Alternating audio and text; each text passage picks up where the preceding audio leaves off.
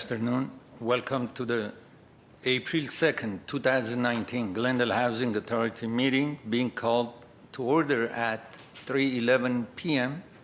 May I please have the roll call? Authority members Devine? Here. Here. Here. Razian? Here. Sinanian?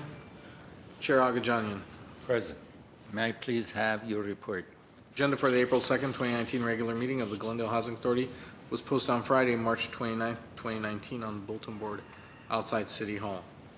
What's next, please? Next is approval of minutes. I'll move for it. Second.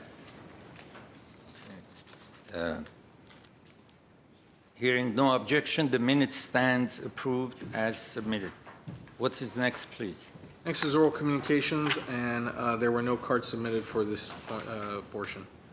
Oral communication is closed. What's next, please? Next is on the business agenda, 6A, Director of Community Development regarding fiscal year 2019 Housing Authority budget adjustment to add $156,430 in Department of Housing and Urban Development funding for a mainstream voucher program. A1 is a resolution appropriating $156,430. Sure. Okay. Chair Agajanian, members of the Housing Authority, I'd like to ask Arthur Bobolian to come to the podium and give you a short report on this item.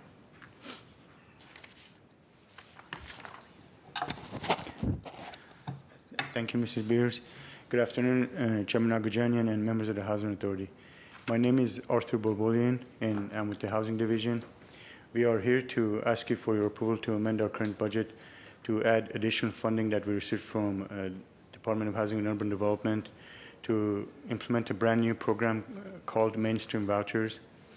As you're well aware, one of the strategies of the Housing Authority is to seek additional funding opportunities whenever they become available.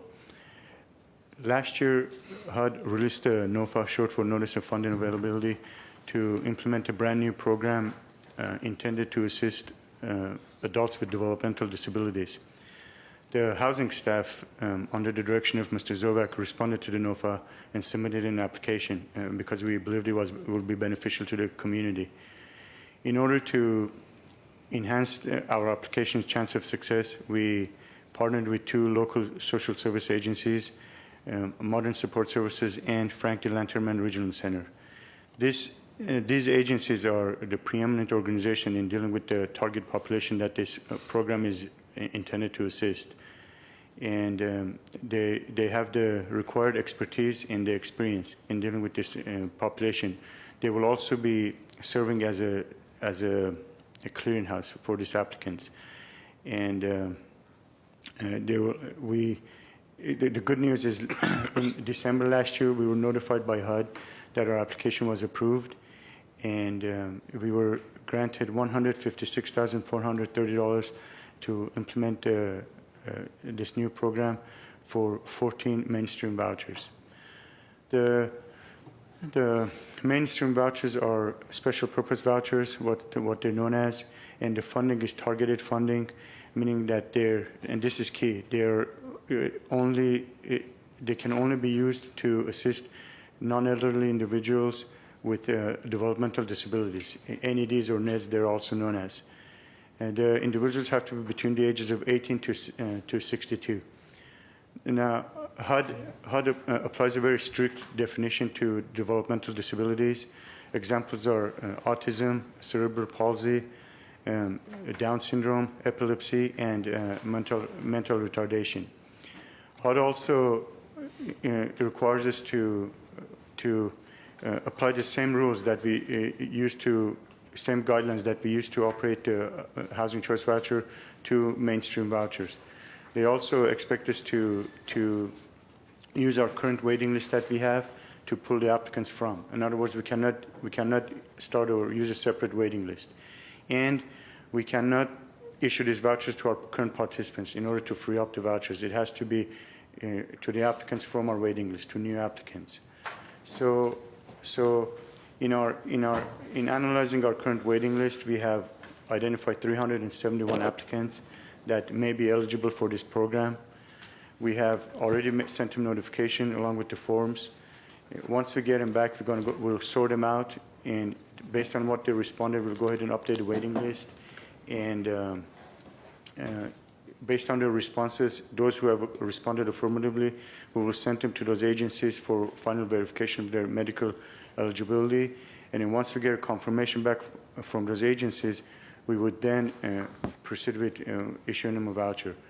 Of the 371, we have further identified 32 applicants who are already receiving assistance from those agencies and their mutual clients, which is great because we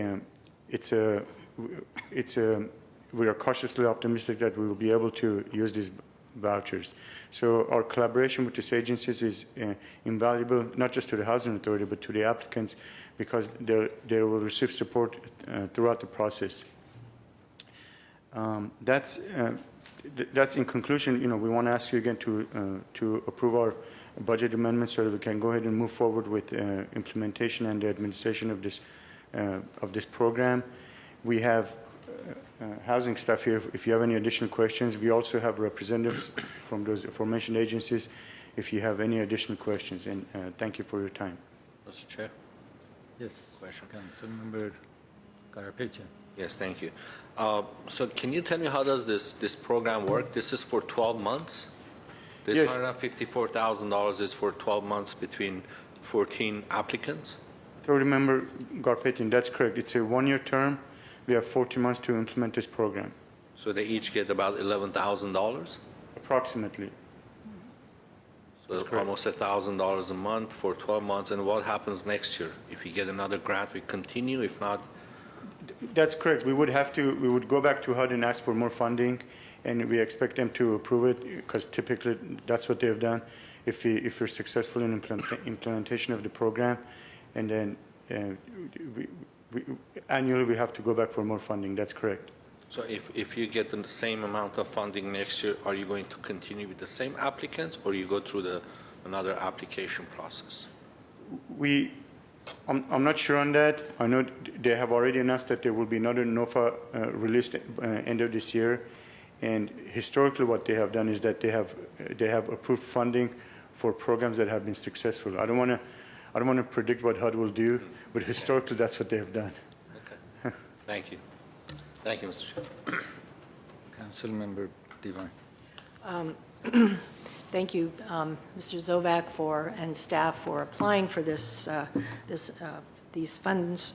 It only points out with 371 applicants that we have already identified and only 14 vouchers. It, I think, identifies the need versus the availability of vouchers. So that, I think, becomes a no-brainer.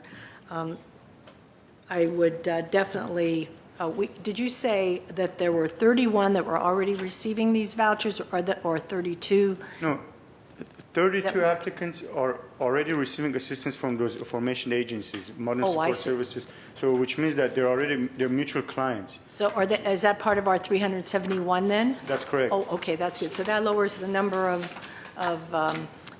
possible beneficiaries of these funds from our list, right? Correct? So it goes from 371 down to maybe 350 or 340? That we have to determine whether they're also eligible or not. Yes. That's so correct.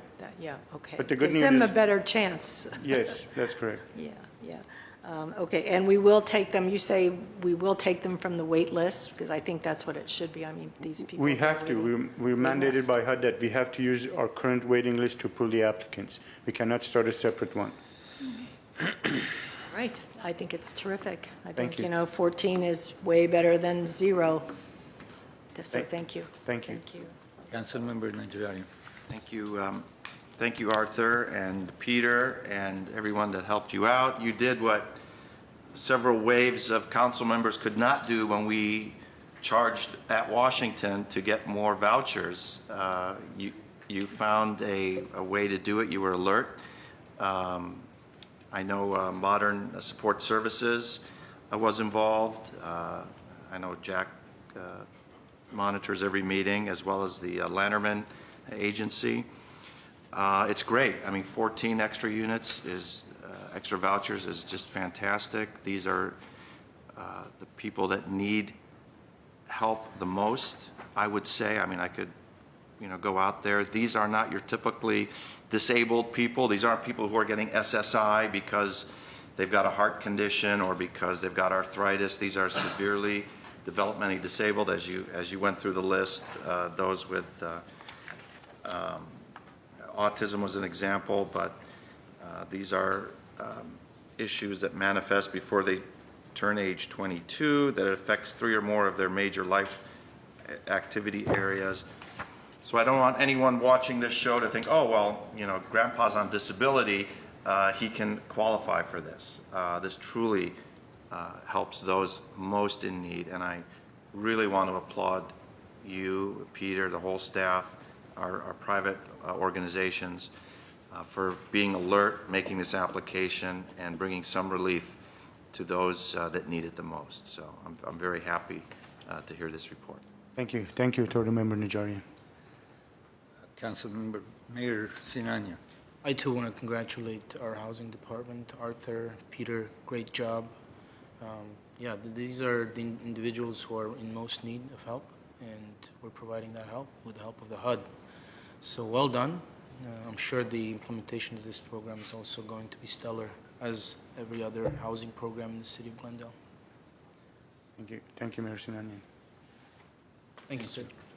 Okay, I just want to, for the public's information, HUD has advised, as it says here, the Housing Authority that it must have up to 80% of the awarded vouchers within the year in order to be considered for future allocations. Where do we stand with that? Chairman Agajanian, they expect us to list up 80%, which comes out to 11 vouchers, to remain on good standing for future allocations or consideration. So right now we're in the process of accepting the update forms that we've sent out to the 371. We were proactive in cross-referencing those names with the agencies, and we have identified the 32. So if and when we're ready to go, we already have the 32.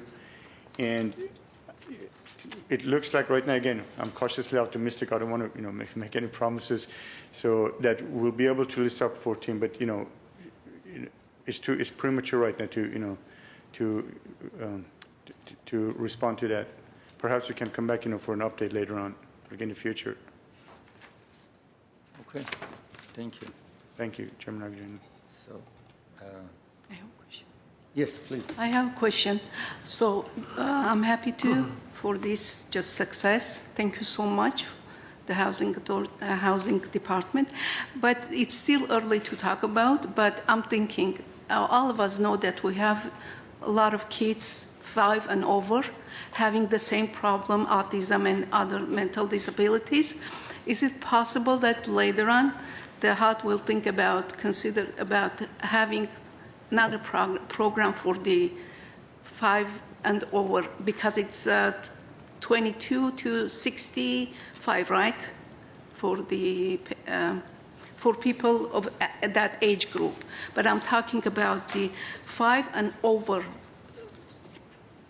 age group of 5 and over. Age group is 18 to 62 right now. It's between 18. Yeah. That's correct. 18 to 16. For the yeah. non-elderly, to get the eligibility criteria, to be qualified for the eligibility criteria. Okay.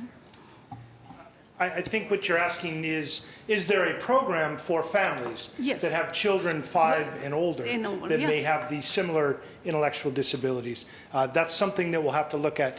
I think HUD was focusing and targeting those that are living independently as the first ones to receive this because they don't have any support system, parents or what have you. They're living on their own. So, but we'll check for you on if there's any program for that. And if there is a notice of funds available, we'll look for that too. Because I have 2 neighbors from my left and right. One has mild and the other has severe. Thank you. Thank you. So, If there are no other questions or comments, I'll move the item. Second. may I have the roll call, please? Authority members Devine, Yes. Garpetian, Yes. Najarian? Yes. Grazian? Yes. Sinanian? Yes. Chair Agajanian. Yes. What's next, please? 6B is Director of Community Development regarding public hearing and approval of Section 8 Public Housing Agency Annual Plan for Fiscal Year 2019-2020. B1 is a resolution adopting and authorizing the submission of the Public Housing Agency Annual Plan for Fiscal Year 2019-2020. City Manager. Chair Agajanian, members of the Housing Authority, I'd like to ask Veronica Velarde, our housing analyst, to come and give you a short presentation. Thank you. Good afternoon, Housing Authority Chairperson Agajanian, Housing Authority members, and city staff. My name is Veronica Velarde. I'm a housing analyst in the Housing Department. Today we are holding a public hearing for the Section 8 PHA Annual Plan for fiscal year 2019-2020. The Department of Housing and Urban Development requires that each public housing agency submit a Section 8 Public Housing Agency Annual Plan. The purpose of this plan is to provide information and updates on the PHA policies, rules, and requirements. It also provides a progress report to HUD and also to our Section 8 participants and applicants regarding the PHA's operations, programs, as well as its missions, goals, and objectives. Since our agency has been rated a high-performing agency, we are eligible to submit a streamlined plan. And also, as required by HUD, staff did meet with our Resident Advisory Board on February 26th to review the plan and obtain comments and suggestions. And those comments are submitted to HUD and also are included in your staff report as minutes. In conclusion, staff is recommending that the Housing Authority adopt a resolution authorizing the submission of the Section 8 Public Housing Agency Annual Plan for fiscal year 2019-2020 to HUD. This concludes my presentation. If you have any questions, I'll be happy to answer them. Thank you. Thank you. Is there any questions? Yes, please. Oh, open the, okay. Yes. Thank you. It's open. Is there anybody that has? I don't know if you have any cards or not, but you just have No, to there open are and no close the Did hearing. submit any card? No, you can close the hearing. Oh, so I close the open hearing. Thank you. Thank All you. right. Is there any questions from my I have no council? questions, no. There's a deadline by April 17th, so we have to make a decision on it. I have a question. So can you explain one more time? I guess in the past you guys did it, but we have opportunity to turn to the general public 1,592 vouchers, right? And we have only allocated, or the general public or the Glendalians are using 1,411 of them. You want to explain why we are not offering more? Yes. So our Housing Authority has been authorized to lease up 1,592 vouchers. Currently, we are leased up 1,400. 11. Currently, as of this month, I believe, as of April, we have 1,405. So, and that's, HUD gives us a pot of money, and our housing costs keep increasing. Also, there's a lot of things why we can't always lease up those 1,592 vouchers. First, it's there's no available units, and also the payment standard. But our agency has been real successful as far as trying to keep our leasing rate up. But the gap is big. It's 187 vouchers. That this is like more than 10%, maybe. All right, the gap, well, as you say, it's certainly not utilizing the maximum that we are allowed. There's really two constraints. HUD says we have 1592 vouchers. You cannot issue more than that in terms of vouchers.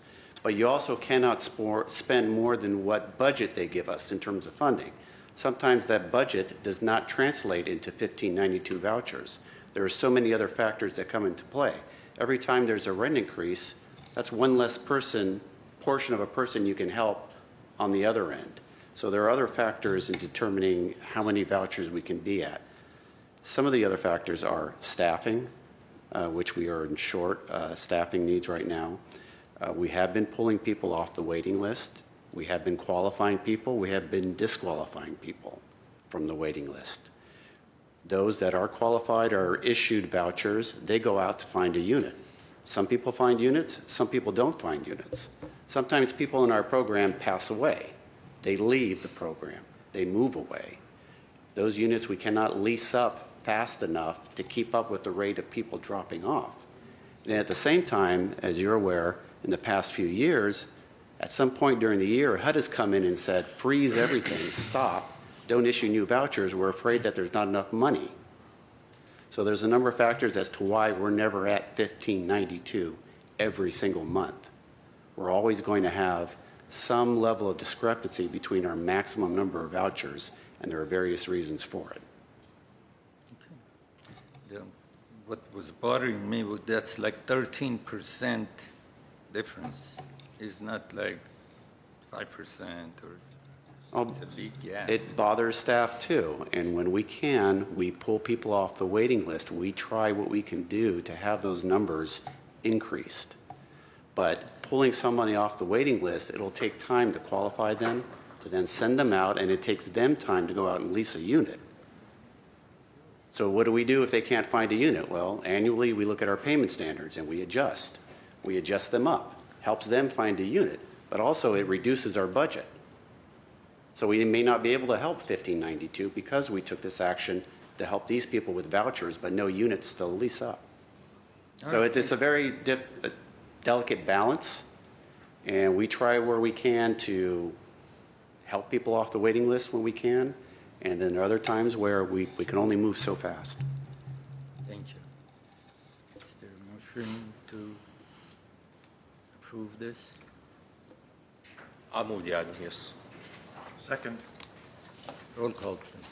Council members, Authority members Devine, Yes. Garpetian, Yes. Najarian, Yes. Karazian, Yes. Sinanian, Yes. Chair Agajanian. Yes. Okay.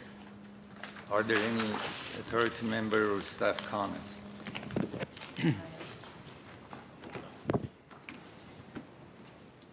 Yes, please. I want to call the authorities' attention to a recent article in the LA Times, and staff, you might have seen this one as well. It said Section 8 housing vouchers were intended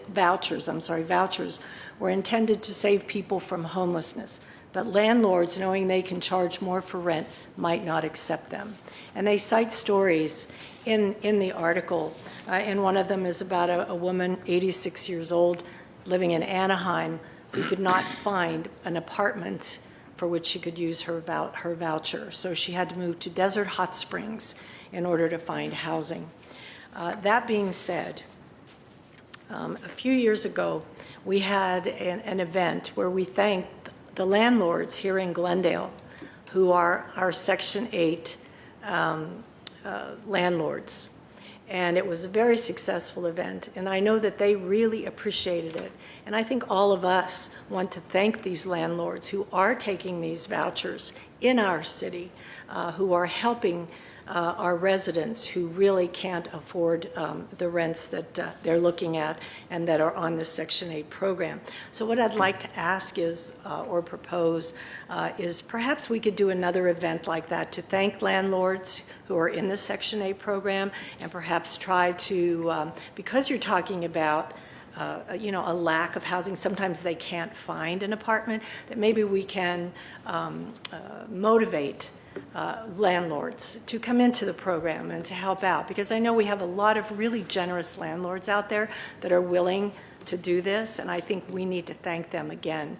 And so I'd like to, I don't know, do I need a second on that, Mr. Garcia, or is it just a proposal that I'm making, a suggestion?